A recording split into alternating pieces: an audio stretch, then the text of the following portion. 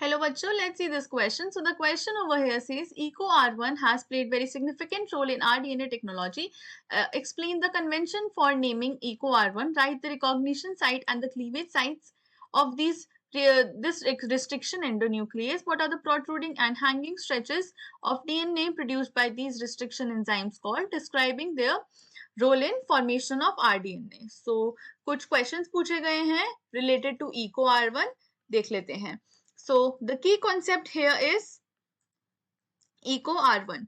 So EcoR1 क्या होता है? अब EcoR1 हमारा एक restriction enzyme है. Now what happens is कि ये जो EcoR1 होता है ये हमारा एक रिस्ट्रिक्शन एंजाइम होता है एंड रिस्ट्रिक्शन एंजाइम्स को हम कंसिडर करते हैं मॉलिक्यूलर सिजर्स की कैटेगरी में. इनको मॉलिक्यूलर सिजर्स की कैटेगरी में क्यों करते हैं? बिकॉज ये लेट्स से डीएनए होता है, डीएनए को ये ब्रेक करते हैं उसके फ्रैगमेंट्स में एंड ये एट पर्टिकुलर साइट्स ये एक्ट करते हैं एंड स्टिकी एंड्स जो होते हैं ये जनरेट करते हैं एंड उन स्टिकी एंड्स के थ्रू जहां पे भी हमें वो लाइगेट करना है पर्टिकुलर डीएनए फ्रैगमेंट को हम कर सकते हैं. अब ये जो EcoR1 होता है ये हमारा पर्टिकुलर एक बैक्टीरिया से हम लोग एक्सट्रैक्ट करते हैं जो कि होता है एस्चेरेशिया कोलाई. सो एस्चेरेशिया कोलाई और हम इसको ई कोलाई भी बोलते हैं. ये इसका कॉमन नेम हमारा है ई कोलाई. सो ये जो बैक्टीरिया है इससे EcoR1 जो है वो बनता है. नाउ अगर हम आगे बात कर लें इसके पर्टिकुलर नेमिंग की. सो नेमिंग में देख लेते हैं जो इसका EcoR1 नेम है वो कैसे डिनोट किया जाता है, कैसे डिफाइन होता है. सो जो इको है स्टार्ट करते हैं ECO. ये जो है ये जो बैक्टीरिया है जिससे एक्सट्रैक्ट करा जाता है ये जिससे आइसोलेटेड होता है उसको डिनोट किया गया है. अगर नेक्स्ट हम देखें R, सो जो हमारा R है वो है हमारा पर्टिकुलर स्ट्रेन. एक पर्टिकुलर स्ट्रेन है इकोलाई का जिसको डिनोट करा गया है.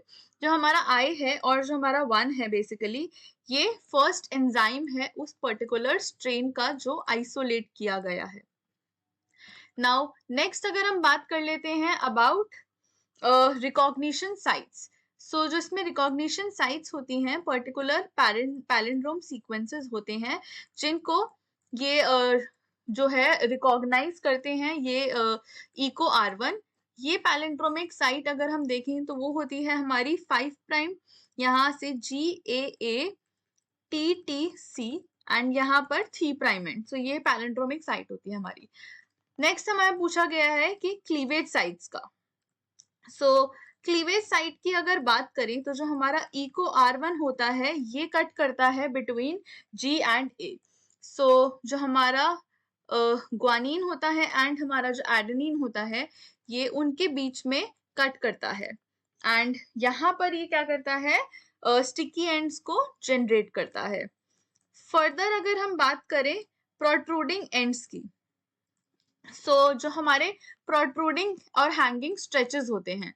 सो जो हमारे प्रोट्रूडिंग स्ट्रेचेस हैं ऑफ डीएनए ये होते हैं हमारे ऐसे स्ट्रेचेस कि व्हाट हैपेंस इज जब हमारा EcoR1 कट कर देता है तो वहां पर हमारे कोहेसिव एंड्स और स्टिकी एंड्स जो हैं वो जनरेट हो जाते हैं. तो ऐसे जो स्टिकी एंड्स या फिर कोहेसिव एंड्स होते हैं और अगर ये सिंगल स्ट्रैंडिंग ओवरहैंग्स होते हैं सो ये क्या करते हैं ये आगे base pair complementary base pair बना लेते हैं विद कॉम्प्लीमेंट्री सीक्वेंसेस. सो ये हमारे प्रोट्रूडिंग स्ट्रेचेस होते हैं. नेक्स्ट अगर हम बात करें अबाउट हैंगिंग स्ट्रेचेस. सो जो हमारे हैंगिंग स्ट्रेचेस होते हैं वो generally they are known for their hydrogen bonding. So ये क्या करते हैं सिमिलरली यहाँ पर भी जो हमारे स्टिकी एंड्स हैं वो जनरेट होते हैं बट जो ओवरहैंग्स हैं ओवरहैंग्स और स्टिकी एंड्स जो हैं ये क्या करते हैं ये they have the ability to form hydrogen bonds. So ये हाइड्रोजन बॉन्ड्स बनाने की इनकी एबिलिटी होती है एंड ये किसके साथ हाइड्रोजन बॉन्ड्स बनाते हैं? With complementary sticky ends from other DNA fragments. तो ये अदर डीएनए फ्रैगमेंट्स के कॉम्प्लीमेंट्री स्टिकी एंड्स के साथ जो होते हैं बेस पेयरिंग कर लेते हैं। सो अगर हम बात करें next which is role in RDNA. So जो हमारा इको R1 है, अगर इसका आरडीएनए में बात करते हैं रोल की, सो व्हाट हैपेंस इज कि ये जो रिस्ट्रिक्शन वो होता है, ये क्रूशियल है for recombinant DNA technology. So Eco R1 जो होता है ये कट करता है डीएनए सीक्वेंस को, एंड डीएनए सीक्वेंस की कटिंग जो होती है it is very important in recombinant DNA, because further क्या होता है, ये स्टिकी एंड्स जनरेट कर देते हैं एंड आगे लाइगेशन होती है पर्टिकुलर जीन ऑफ इंटरेस्ट में। सो वहां जाके ये जो है एक रिकॉम्बिनेंट डीएनए बनाता है। So therefore this is the answer. Hope you understood it well. Best of luck.